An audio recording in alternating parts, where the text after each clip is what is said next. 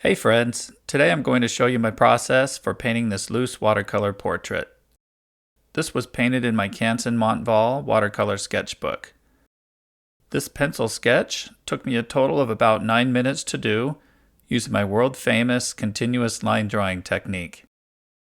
Before adding some color to this drawing, let's throw in a quick inspirational quote. This one is from Vincent van Gogh.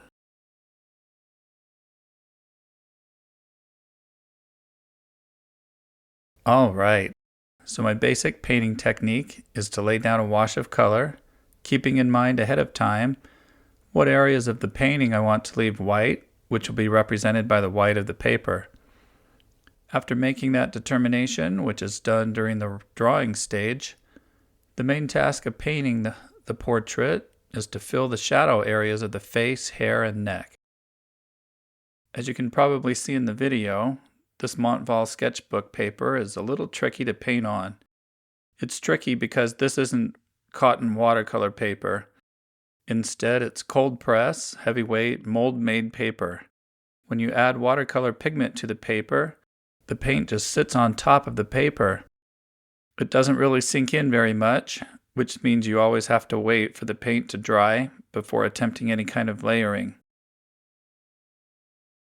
The colors I am using here for the initial wash are Monte Amiata Natural Sienna, which is the warm yellow earth tone that you see in the painting, with ultramarine blue and shadow violet mixed in to create the great color tone.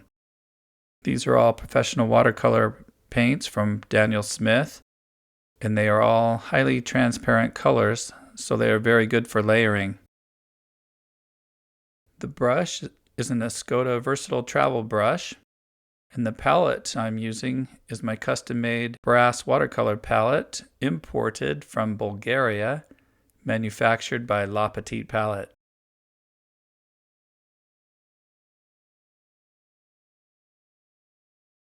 Can you see where the light source is coming from for this painting? If you can't, let me help you out.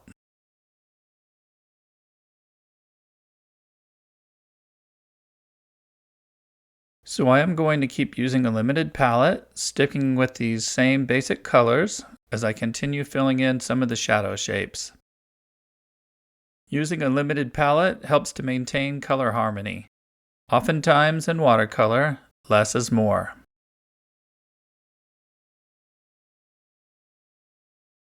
I think for this video, I'm going to go ahead and show the entire painting process in real time rather than speeding up the video. The only parts I will edit out are some sections where the camera isn't filming anything, basically where there are some pauses in the action, where I might be using the water cup or letting the dog out or something like that. So here you can really see the paint just sitting on top of the paper. That's okay, you just need to get used to painting on it to get the results that you want to achieve. Every watercolor paper behaves a little differently. If you paint with the same paper over and over again, you can get a feel for how it behaves and adjust your technique accordingly.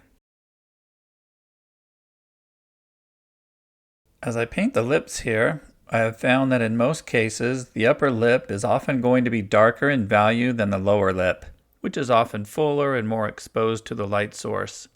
So a good rule of thumb when painting lips is to remember to make the upper lip darker. How do you darken a color when you are using a limited palette and painting with transparent colors? Well, one way is to use less water.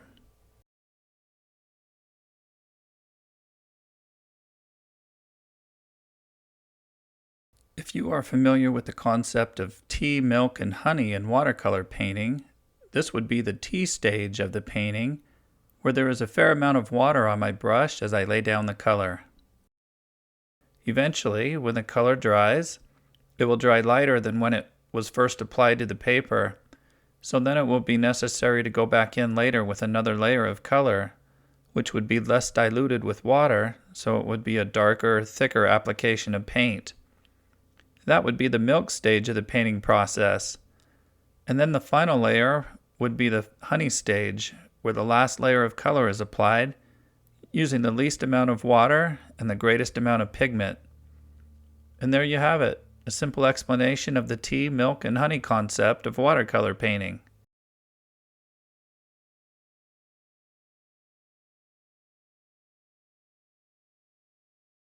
One of the things I like about this Escoda brush is that it is large enough to cover a lot of space, but it also has a nice tip, which allows me to paint some details without having to switch to a smaller brush. When doing paintings like this one, I don't like to use a lot of brushes. Usually only 1 or 2 brushes will do the trick. So in this painting, the Escoda brush will be my workhorse brush, and then I will switch to a different brush for edge softening.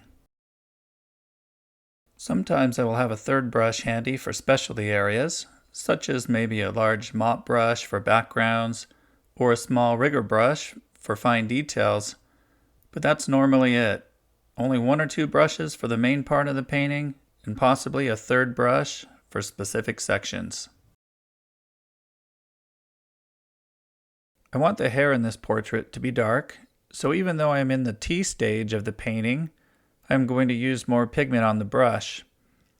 Once again, with this much water on the brush, the color will dry lighter, so I will need to go back in and darken things up later with additional layers of color should I need to do so. In the next step of the painting, I am simply using the tip of the brush to add in some details. Since I like painting to music, maybe this is a good place to add some music to this video.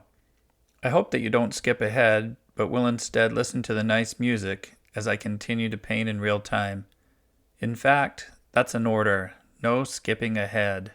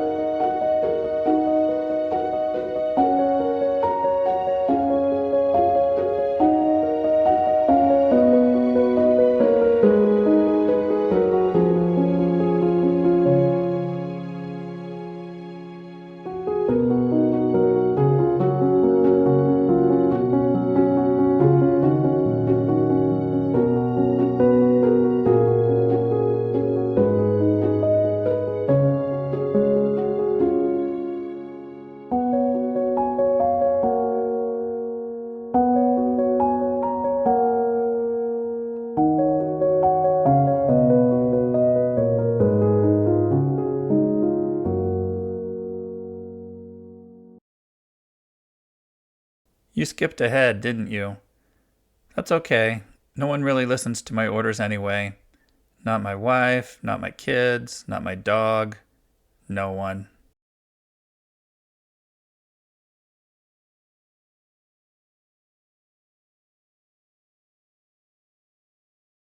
Anyway, I'm going to just add a couple more details to the face here, and then it is time to paint the background. Any guess on the background color I have chosen for this painting? If you guessed a mix of ultramarine blue paired with a quick dash of wisteria, your answer would be 100% correct.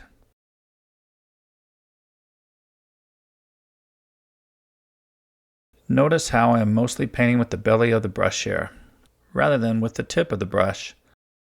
The tip of the brush is good for details, but the belly of the brush is best for bringing out the purest, most eye-catching colors, especially mixes of color. If you want to create watercolor magic, try painting more with the belly of the brush. It will pay big dividends, and you will level up your watercolor skills.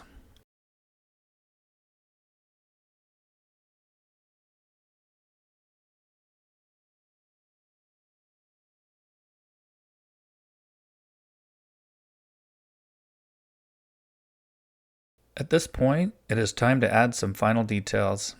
If you have been watching closely, you may have noticed that I have just switched to a smaller brush. This is my Rosemary & Company travel brush. I usually use it for edge softening. In fact, you'll see me use it for edge softening in just a moment. But first, I'm using it for a few last details. I am also using it to darken a few areas, adding a few last shadow shapes. I just want to highlight some final areas of emphasis.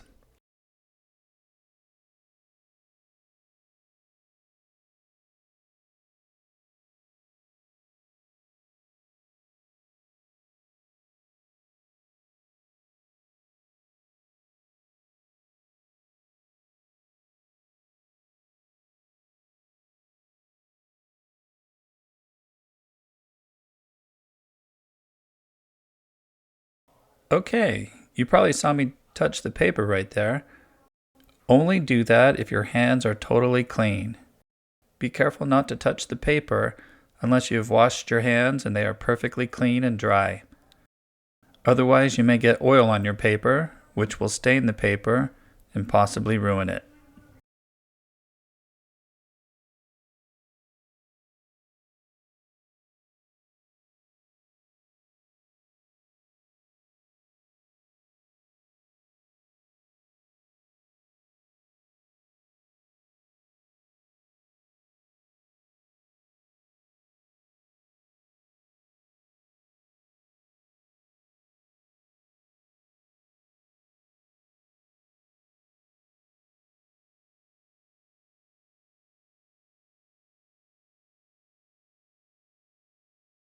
And now I have cleaned the brush, dipped it in clear water, and I am using the brush for edge softening. Watercolor portraits should have some areas with hard edges and some areas with soft edges. So here I am softening some of the hard edges and blending them out with clear water, thereby softening them up. I usually do this as I go, but I noticed a couple of areas with hard edges that I wanted to soften as the final step in this painting. And with these areas now softened, the painting is finished.